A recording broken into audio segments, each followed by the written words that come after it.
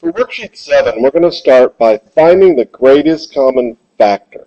So a factor is a number that goes into another number evenly, or it's two numbers that when you multiply them equal another number.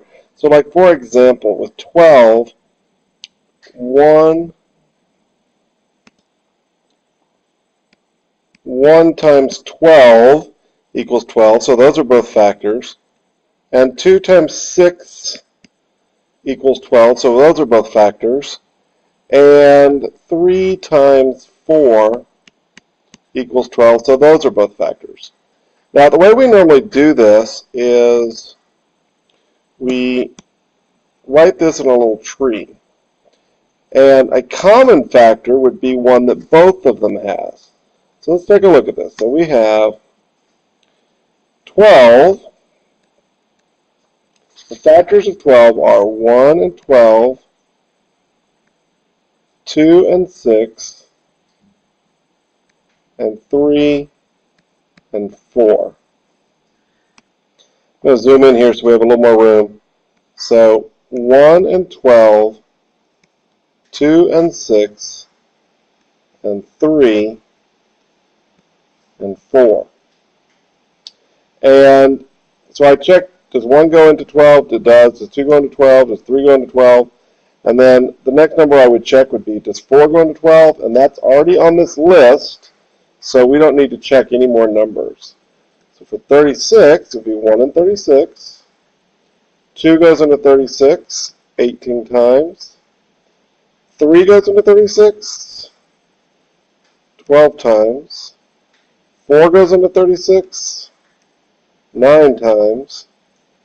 And also 6 goes into 36, 6 times. Okay, so then the greatest common factor would be 12. Okay, so the greatest common factor would be 12. Now, if you're not good at finding the factors, first of all, you do need to practice and get better at it, but there is a way on the calculator to do this. So if you go into y equals, and you go 12 divided by x, 12 divided by x, and go into the table, you can find the factors of 12 by just looking at which ones go in evenly. So 1 and 12, 2 and 6, and 3 and 4, and we've already written down 4, so we don't need to check anymore. It'll be all the factors. Same thing for 36. 36.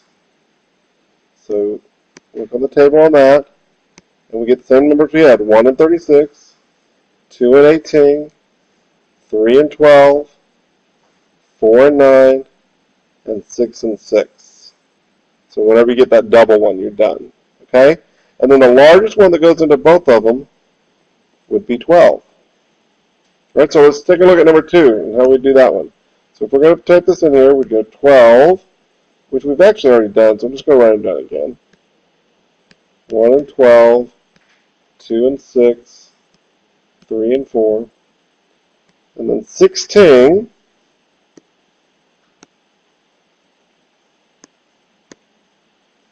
be 1 and 16. 2 goes into 16 8 times.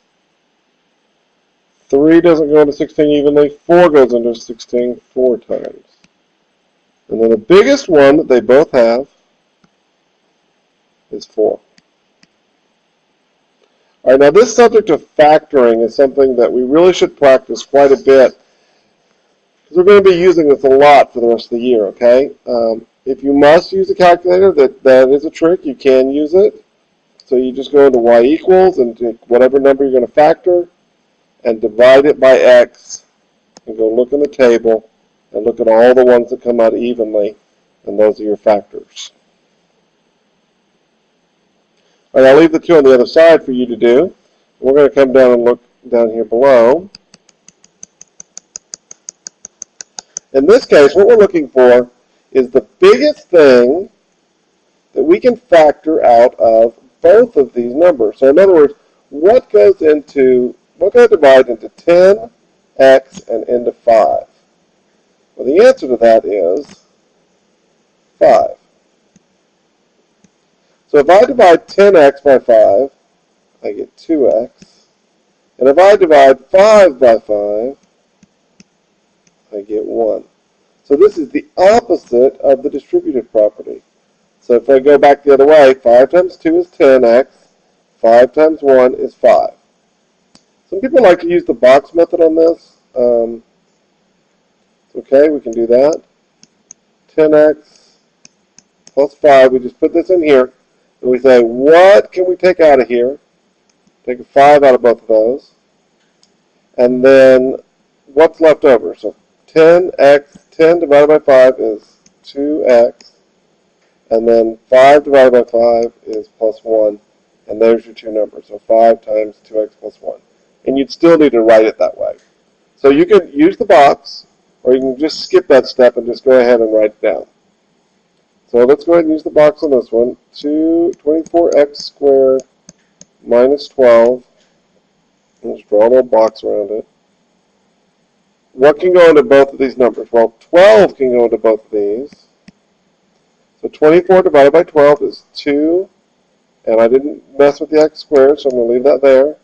And then negative 12 divided by 12 is 1. So same thing here. I would have just written 12. And then 12 into this is 2x squared. 12 into that is 1. You'd still need to write it this way even if you use the box. Alright, let's look at a couple more. I'll leave plenty for you to do, but let's do a few more. We're going to use the box on this one. X squared plus 3xy minus x. Alright, so what can I take out of all of these? I can take an x out of all of them. So if I take one x out of here, I'm left with x. If I take one x out of here, I'm left with 3y. And if I take one x out of here, be careful because it's not 0. It's x divided by x, which would be 1. In this case, negative 1. So same thing, if I say I can take an x out of all these, I can just write it down, put my parenthesis, I take one of those x's away, I take the x away from there, and remember when I take this x away, I'm not left with 0, I'm left with 1 because it's really x divided by x. And same thing we did in the box. Alright, on this one,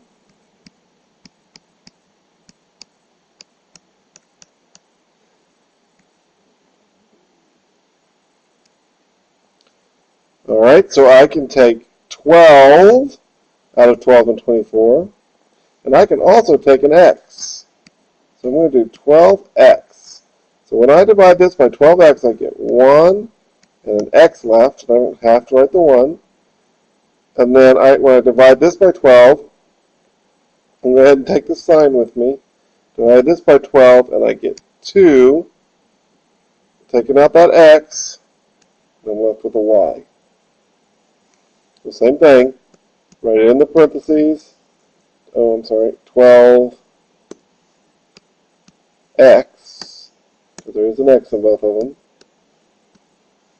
So I go 1x minus that divided by 12. 24 divided by 12 is 2. Taking that x away, left with a y.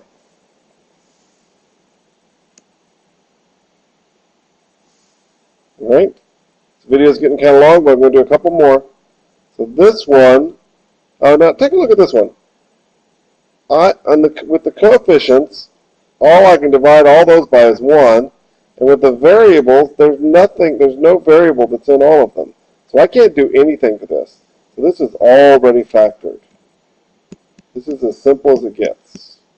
So I just write it down or say already done or can't factor or something like that. So this one,